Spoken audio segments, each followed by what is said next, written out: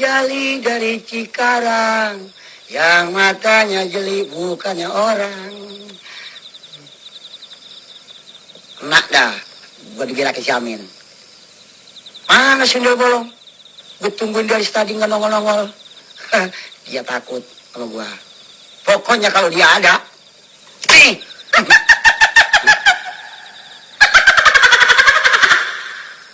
Suara apaan ya? Romannya kayak suara cewek. Ini gue lagi cari. Dia pengen tahu kejagoan gua. Hah? Boleh? Siapa lo? Gua yang abang cari. Sundel bolong lo? Tunggu dulu. Gue lihat kaki lo. Kok nggak ada kakinya? Lo ngambang.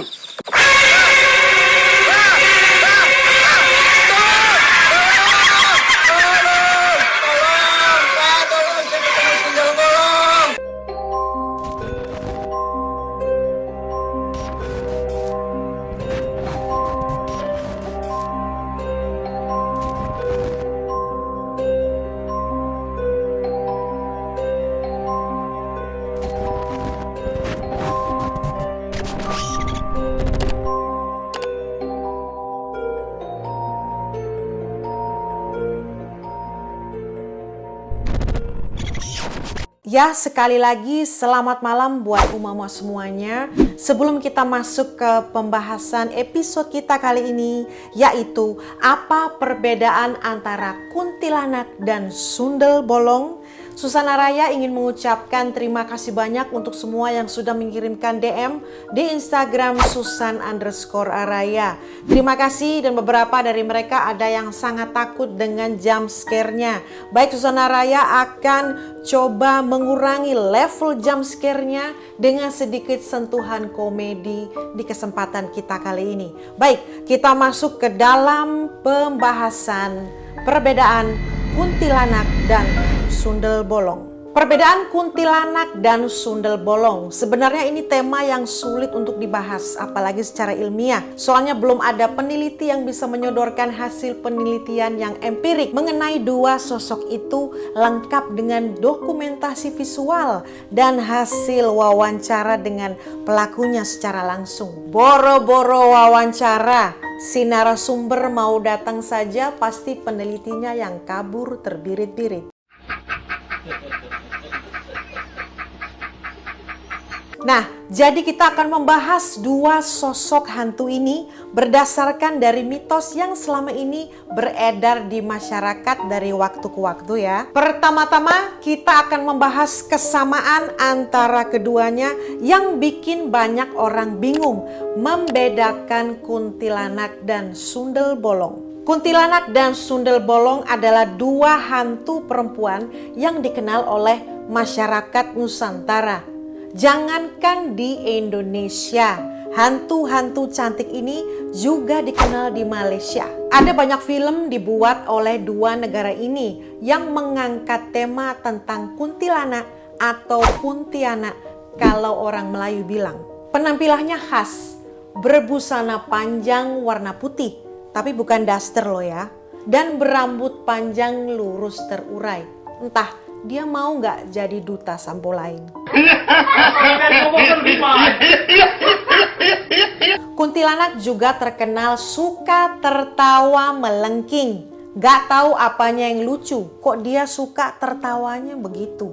Sudah tawanya melengking, terdengarnya serem lagi.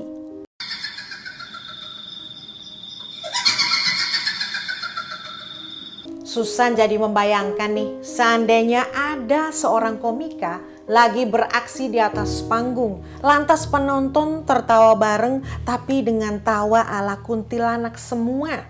Kira-kira masih bisa melucu nggak ya si komika tadi? Oke, kembali ke kuntilanak. Menurut versi Melayu, Pontianak berwujud wanita cantik dengan punggung berlubang. Nah, disinilah perbedaannya dengan yang ada di Jawa. Menurut kepercayaan orang Jawa, yang punggungnya berlubang itu dinamakan sundel bolong. Sundal sendiri arti harafiahnya adalah rangkaian bunga yang beraroma sangat harum. Lama-lama maknanya menjadi berubah, menjadi perempuan binal atau pelacur. Soal kenapa makna kata itu bergeser, mending tidak usah dibahas di sini. Nanti bisa memancing pertengkaran rumah tangga. Oke? Karena punggungnya yang bolong itu, Kuntilanak atau sundel bolong perlu untuk memiliki rambut yang panjang agar lubang di punggungnya bisa tertutupi. Nah, sepertinya ini juga yang menyebabkan hantu itu rambutnya harus lurus. Coba bayangkan kalau rambutnya keriting. Kalau dipanjangkan kan jadinya bisa kribo.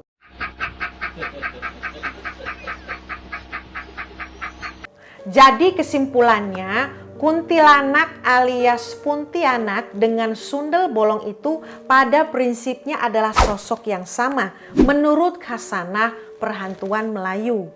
Sedangkan di Indonesia keduanya cuma beda nama saja berdasarkan punggungnya yang bolong atau tidak menurut beberapa saksi mata. Sebentar, ngapain juga si saksi mata sampai tahu kalau punggungnya bolong? Kan sudah ditutupi sama rambut.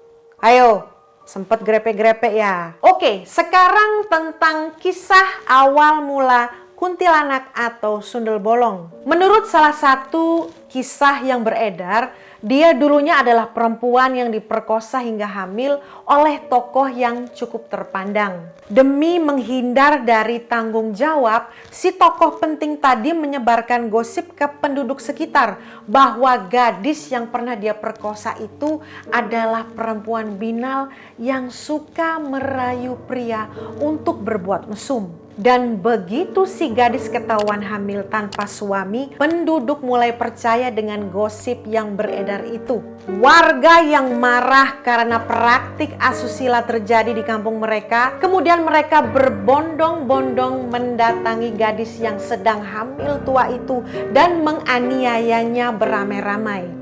Dan dalam kondisi sekarat, gadis malang itu dikubur hidup-hidup hingga bayi yang dikandungnya lahir di dalam kubur keluar lewat punggung ibunya.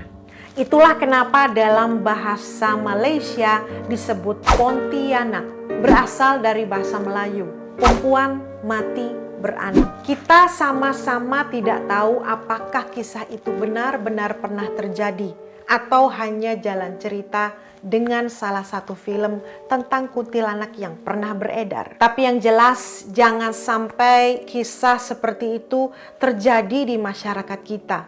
Jangan mudah menyudutkan perempuan yang hamil di luar pernikahan. Bisa saja dia hanyalah korban dari peristiwa yang tidak dia inginkan. Oke, mari kita kembali ke mitos kuntilanak. Di tempat-tempat seperti apa kuntilanak suka ngepos? Yang jelas tidak di pos ronda atau pos polisi, apalagi pos yandu. Dia konon suka tinggal di tempat yang gelap. Itulah kenapa busananya berwarna putih. Biar kalau niat menakut-nakuti orang, gampang terlihatnya. Warna putih kan mudah terlihat meskipun tempatnya gelap. Bagaimana kalau pakai warna pink? Meskipun sama-sama mencolok, itu bukan ide yang bagus. Nanti malah dikira banci yang lagi mangkal. Tentang apa tujuan hantu itu menampakkan diri? Lantas bagaimana cara menangkalnya? Uma-uma bisa mencarinya sendiri di Google. Banyak kok yang mengulasnya. Tapi ada sumber yang mengatakan dipopulerkannya mitos tentang sundel bolong atau kuntilanak juga bertujuan untuk melindungi para perempuan yang sendirian di tempat sepi agar tidak diganggu oleh mereka yang berniat jahat. Misalnya tukang todong atau tukang perkosa. Jadi bagi kalian para cewek, jika lagi jalan sendirian di tempat sepi, lantas mau disamperin orang jahat, bersiaplah. Pasang tampang yang serem, mata melotot, lantas